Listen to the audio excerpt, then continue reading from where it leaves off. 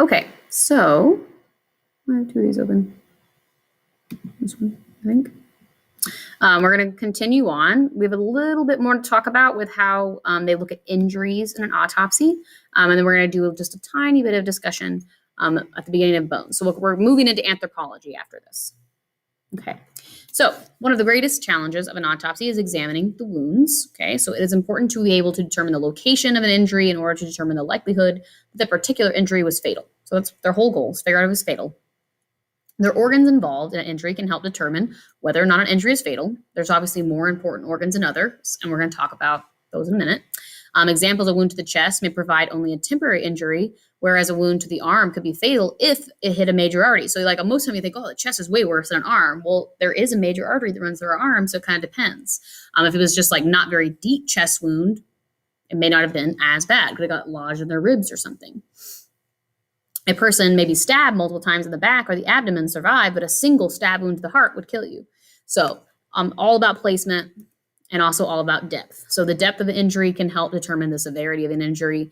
Examples, some injuries are only to the skin, such as bruising or lacerations, whereas a bruise to the skin can also involve broken bones. So a bruise on the temple could crack your cranium, thus leading to bleeding in the brain and death. So just because it's just a bruise doesn't mean it can't cause death. So like they still need to look at that bruising, depending on where it's at, could still cause bones to break underneath. So then like, even though you're not bleeding on the outside, you're bleeding on the inside. So the location on the victim's body when it was in motion can determine the nature of the interaction between the attacker and the victim. So you should be able to see like just the way the wounds enter should kind of tell you if they were defensive wounds, if they were fighting off their attacker. So it can tell you more about the scene. So some types of open wounds, the gunshot wounds resulting from firearms. So a cavity is formed by the path of the bullet as it travels through the body, whether or not the bullet actually exits the body. So whether it exits or not, it is going to create this cavity throughout the body as it goes through. The largest permanent cavity is being formed by the highest speed bullets. So the faster that bullet is going, the bigger the cavity. And it does have a little bit to do about shape. The shape affects the cavity. And then the low speed gun is making the least amount of damage. It is important to remember that the body reacts to injuries only if the injury happens while the body is alive. So in some cases, the body will continue to receive trauma long after it has been dead. The nature of the injury and the body's reaction to it determine whether or not the injury was antemortem, which means before death, or perimortem, meaning at the time of death, so like it's what's causing the death, or postmortem, meaning after death. So obviously, like we're not getting to that level of like you being able to completely do this on your own, but they should be able to tell if they're a good pathologist, if that wound is reacting to what is being done to it because they're still alive. Or if it was just like maybe they were killed and then they like drug the body to the car and kind of like hit their head along the way. If they're already dead, they're not going to react in the same way. Some organ systems are more important than others. Severe injury to any of these three most important body systems can lead to sudden death. So cardiovascular systems, that's your heart. So loss of blood leads to loss of oxygen and CO2 transfer, cessation of the heartbeat, and the destruction of blood cells. So all of that, if we lose too much blood, affect your heart, or if you just have direct issue to your heart, like being shot or stabbed in the heart or a heart attack. Respiratory system, so loss of breathing or constriction of the airway, leads to the loss of O2 and CO2 transfer. And since O2 is necessary for gaining energy from food through cellular respiration, this also leads to loss of energy for your brain and body. So same thing, could be you actually had trauma to your lungs, so like shot, stabbed in the lungs, could be causing that damage. Could be just you can't, the strangulation, so you can't get the air flow in. Choking on different things, like swallowing something wrong, and all that would cause the same kind of result.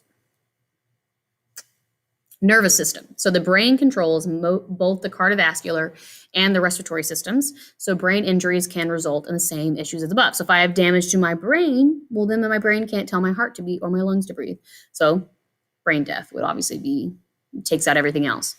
The reproductive system is the least essential for survival, so most injuries will not be fatal. So just those are the three that are most important. If those are hit, fatalities are often, so like when we have a victim and we're not really sure how they died, those are going to be like the key places you're going to look to try to find their cause of death. And then the reproductive system is the one that like it doesn't seem to matter that much. Always yawn. So it's just one that we need it for reproductive reasons, obviously. But other than that, for like living purposes, not so much. All right, so we're just going to do like the first 2 or 3 slides of anthropology. So forensic anthropology. Forensic anthropology is examination of human skeletal remains for law enforcement agencies to determine the identity of the unidentified bones. So most of the time, their goal is to identify the person by just looking at a skeleton. That's like their main thing. Now, they might also be trying to tell if you can see how they died from it, but a lot of times they won't be able to tell. There's a couple things that transfer to a skeleton that you would be able to tell how they died, but there's also a lot of things that would not. Telling time of death, obviously it's a skeleton, you can know it's been a little while, but to get an exact time of death is a little harder if all you have is a skeleton, because like how long has it been a skeleton? Kind of hard to tell. So they go to the crime scene to assist in the collection of human remains. They clean up the bones so they may be looked at. They analyze skeleton remains to establish the profile of the individual. They look at trauma evident on the bones to establish the pathway of a bullet or the number of stab wounds. So that kind of thing, those kind of bigger events to the body can show up on the skeleton. Works with a forensic odontologist, that's teeth, to match dental records. That's one of the most common ways to try to match someone. And then testifies in a court about the identity of the individual or the injuries that might be evident on the skeleton. So that's what they do. Now for the bones, so just 2 more slides. The term osteobiography literally translates to the story of a life told by bones. Bones contain a record of your physical life. We store so much information about ourselves in our bones.